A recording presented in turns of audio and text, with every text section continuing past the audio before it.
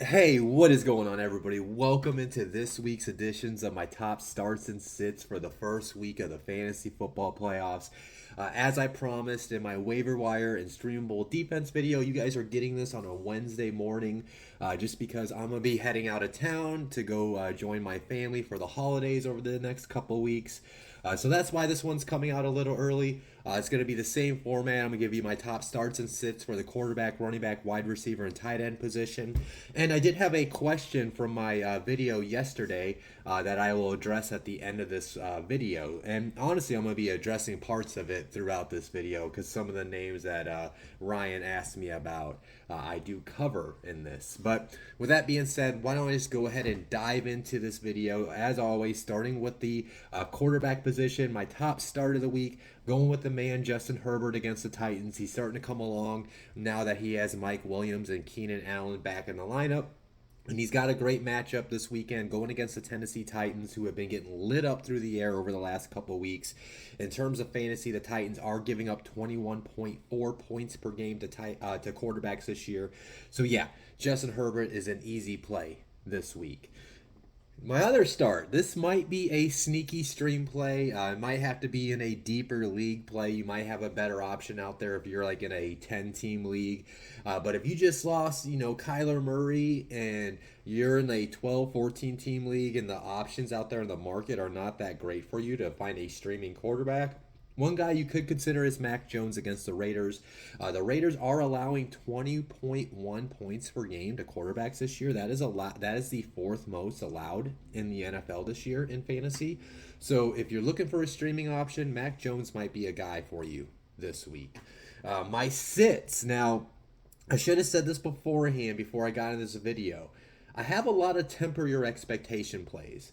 Just in case I do have a first time listener, what I mean by temper your expectations is, some of these quarterback names you're seeing, right? You're in a redraft in a dynasty league, you're in the playoffs. As I said last night in my waiver wire video, you're going to play the guys that got you here. Don't just, if a guy has been balling for you all season, if his matchup's not that great, don't like sit him, if he got you here, especially like Mahomes, who I'm gonna talk about here in a second.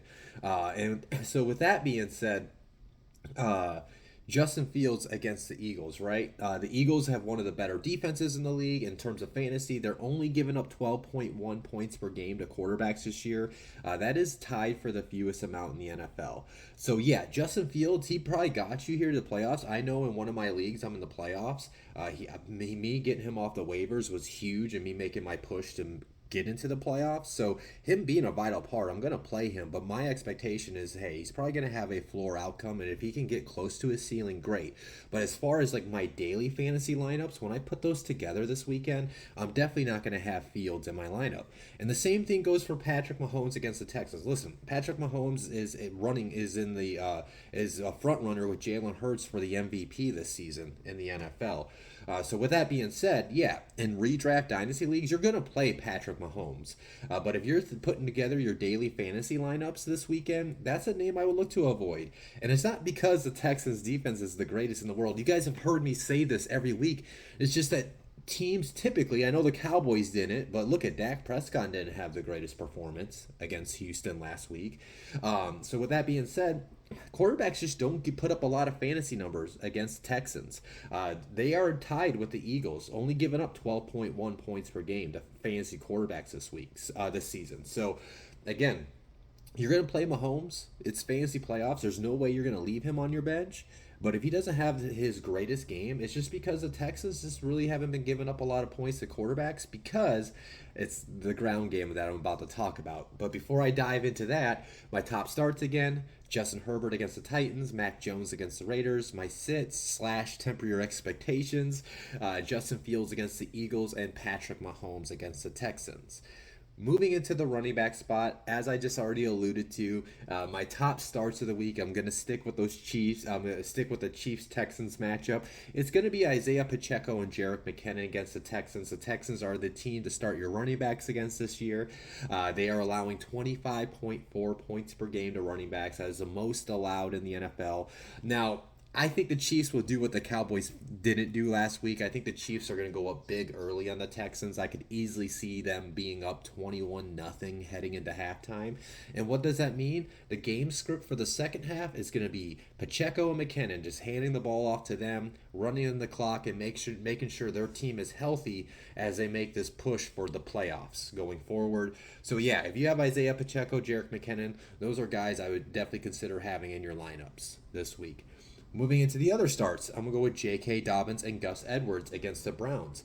J.K. Dobbins had a great return last week against coming out of his, I forget what he hurt, or if he just kind of re-injured or just had to re-heal the injury that he did have.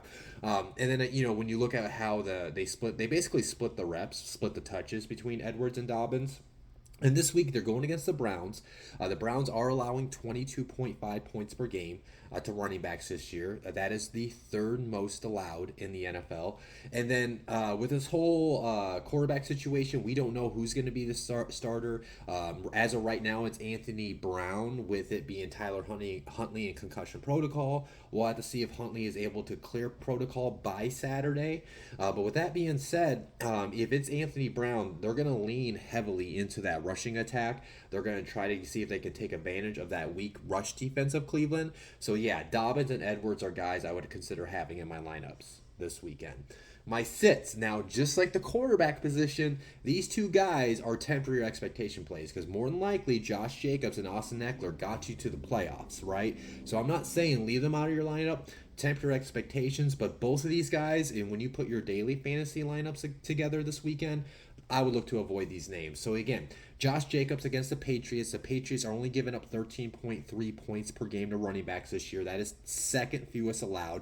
And then you got to keep in mind, this is Bill Belichick against Josh McDaniels, the two former co-employees, if you will. So yeah, can't you see Bill Belichick knowing the tendencies of what Josh McDaniels likes to do within his offense?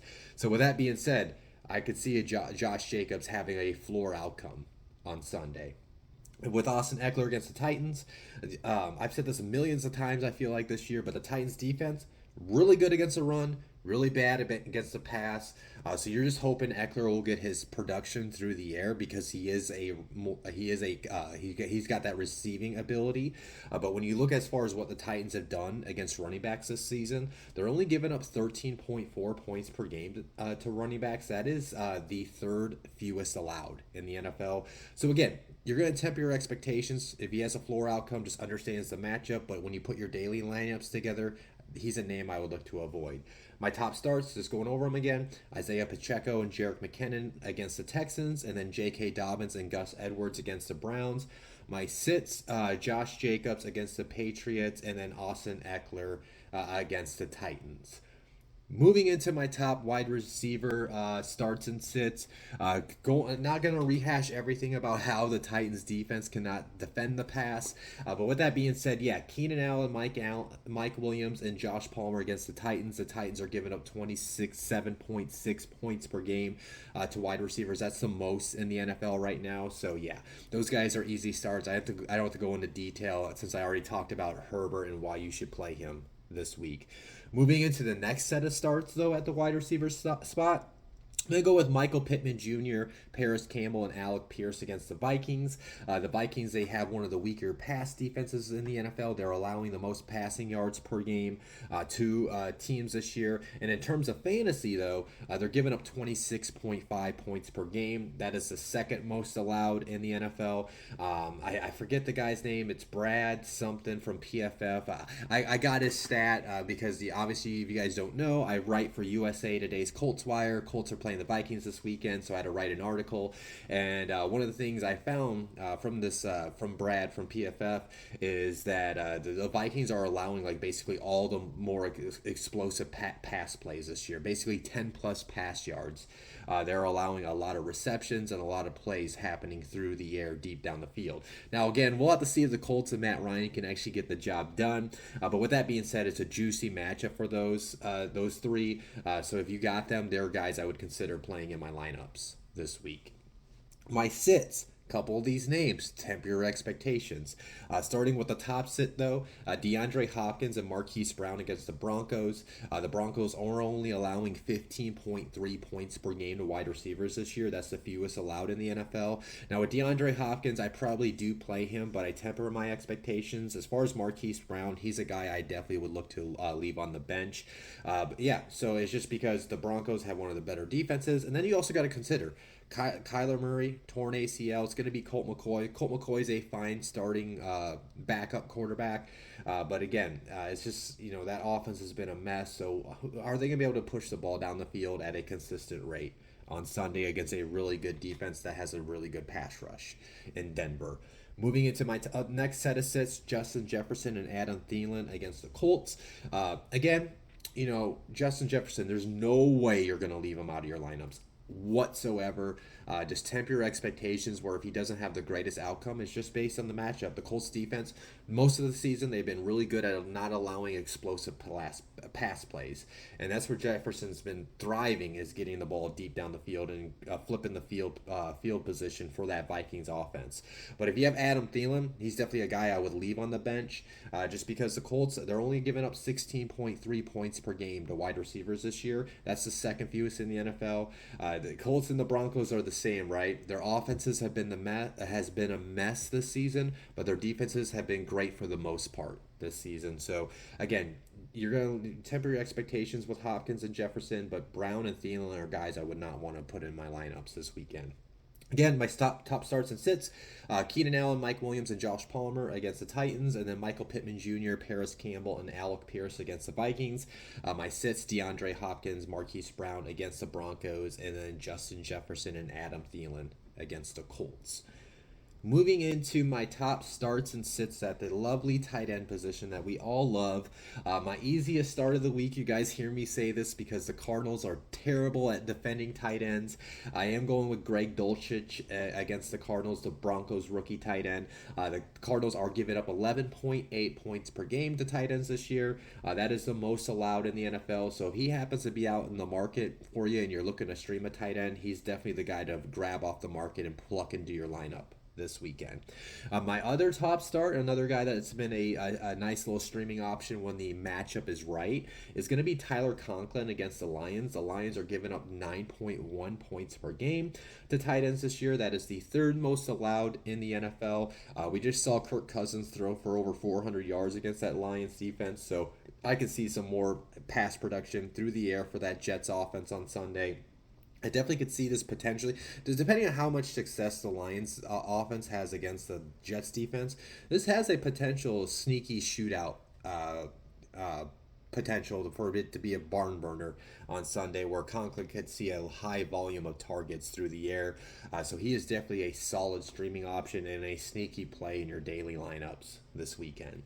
My sits, a guy that's coming off a really great performance. He's definitely the flavor of the week at the tight end position. I think he is the tight end 4, I believe, on the season, but he might have a floor outcome this weekend. It's going to be Evan Ingram against the Cowboys. The Cowboys are only giving up 3.8 points per game to tight ends this year. That's the fewest across the NFL. So yeah, Evan Ingram's coming off a back-to-back good performances, a really strong performance this past Sunday. He's definitely worthy maybe of a temper your expectation play based on how he's been used lately. But if there's better options out there for you, like a Dulcich or Conklin, I would definitely consider playing them over Ingram this weekend. My other set's a guy that's kind of been in and out of fantasy relevance, but I decided to throw his name on here because I know sometimes people can be get the illusion of the Mike Gesicki name that he might be worthy of a stream, but not this weekend against the Bills defense. The Bills are only giving up 4.2 points per game to tight ends this year. That's the second fewest in the NFL. So if you're out there on the market, man, debating on who should I play at tight end this week, yeah, Mike Gesicki's not going to be the option for you, in my opinion. So again, my top starts, Greg Dulcich against the Cardinals, and then Tyler Conklin against the Lions, and then my sits, Evan Ingram against the Cowboys, and Mike Gesicki against the Bills. So yeah, that is my top starts and sits. But before I wrap up the video, as I mentioned, I do have a question from Ryan. He asked about playing Gus Edwards. As Ryan, I already talked about. I do think Gus Edwards is a play. Then he added to his question that he has DK Metcalf, and Brandon Ayuk. He has two wide receiver spots, and he does have a flex in this league, but it's a standard league. So he asked, would I play? Should he play Christian Kirk, Keenan Allen, or Christian Watson over Metcalf or Ayuk? And then he also mentions he could do three wide receivers over Edwards if he wanted to, but it is a standard league, so typically he doesn't like to do that. I do agree with you, Ryan. I would not do that in a standard league. I would play Edwards and stick to two wide receivers. Now, the only thing I would do if I were you, Ryan, is I would consider playing Keenan Allen over either Metcalf or Ayuk. Now, obviously, those two wide receivers are playing tomorrow night in the Thursday night matchup, so you do have to make a decision before then. With Debo being out, if I were you, I lean towards doing a combination of Keenan Allen and Ayuk. Man, it's kind of hard to leave DK on your bench, but the fact is, the 49ers have the best defense in the NFL. And I can really see this defense getting after Geno Smith and really disrupting the passing attack from Seattle tomorrow night. So that's why I lean towards the Ayuk and Allen combination. Obviously, if Debo was playing, I probably would go Metcalf Allen. I'm going to leave that up to you, Ryan. That's what I would do. I would go towards Allen and Ayuk this weekend because I don't trust the Seahawks offense against that great 49ers defense. But again, I always like to give you guys the advice, and then you make those final decisions for yourself. But yeah, that is this week's starts and sits for the first week of the fantasy playoffs. I want to wish everybody luck. I want to see you guys watching this video next weekend because that means you're moving on to the next round of the playoffs. As always, if you enjoyed today's video, hit the like button. If you haven't subscribed to my channel, make sure you hit the subscribe button so you can always keep up with the latest content I'm posting on here. And then as always, guys, if you have any questions about any players I did not talk about in today's video, hit up the comment section. I'll always return comments, so when I'm able to answer those, you can slide into my DMs on my social medias. You can look up at Cody Talks NFL. That is most of my handles on all my social media platforms that I am on. And then I always say too, if you're a friend, you got my number. You can shoot me a text. With that being said, guys, you'll see me next week for my top waiver wire ads and streamable defenses for week 16. Now, you guys will actually get that video early. Normally, that video comes out on Tuesday evenings, but with me being on my vacation, I don't have my day job to do next Tuesday. So I'll actually handle that video early Tuesday at some point whenever I get up and around. Since I'll be hanging out at the parents' house over this next week and a half. So, with that being said, I'm hopping off here. Again, I wish you guys all the luck to go win your first round of the fantasy playoffs. Hopefully, you're on a bye in some of your leagues. With that being said, I'm gonna hop off out of here. I gotta get out of Tampa. I gotta get some things loaded up in the car. I hope you guys have a great week. I'll talk to you next week.